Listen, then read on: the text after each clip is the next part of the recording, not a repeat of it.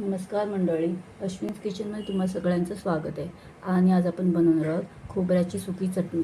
खोबऱ्याची सुकी चटणी बनवण्यासाठी मी इथे 1 वाटी बारीक कापलेले खोबऱ्याचे तुकडे घेतले आहेत. म्हणजे अख्खी 1 वाटी घेतलेली आहे खोबऱ्याची, तिचे तुकडे तुकडे करून घेतले आहेत.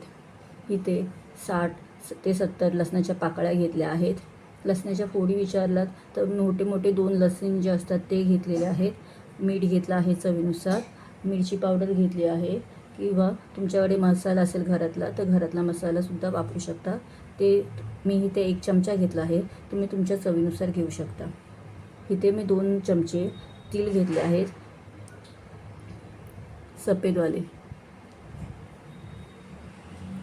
चला मग सुरू करूया आता आपण आपली प्रोसेस. सर्वात आधी कढई गरम करायला ठेवलेली आहे मी. आता त्याच्यामध्ये मी खोबरा भाजून घेणार आहे. त्याच्यामध्येच मी हे लसणाच्या पाकळ्या पण भाजून घेणार आहे एकत्र.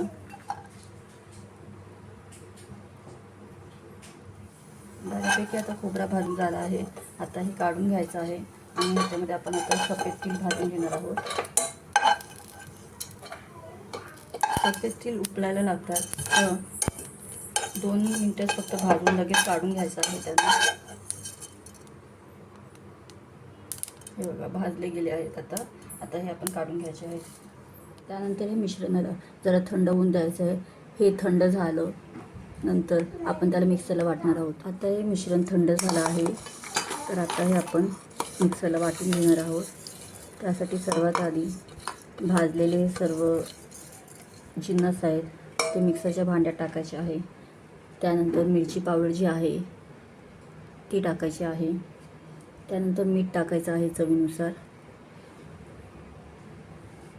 आता हे आपण मिक्सरला वाटून घेणार आहोत. हे बघा खोबऱ्याची सुकी चटणी, खूप टेस्टी अशी चटणी आहे. तर तुम्ही ही चटणी भाकरीसोबत किंवा चपातीसोबत खाऊ शकता. ही बघा खोबऱ्याची सुकी चटणी खूप टेस्टी अशी झालेली आहे. आणि ही सुकी चटणी तुम्ही चपातीसोबत, भाकरीसोबत किंवा वडापावसोबत पण खाऊ शकता. ही सुकी चटणी महिनाभर पण चांगली टिकून राहते. तर तुम्ही ही चांगली हवाबंद डब्यामध्ये, ओला नसलेल्या डब्यामध्ये चांगल्या पद्धतीने ठेवली तर महिनाभर चांगली राहते. तर तुम्हाला पण ही माझी रेसिपी आवडली असेल तर माझ्या चॅनलला लाईक करा, शेअर करा आणि सबस्क्राईब करा. थँक्यू.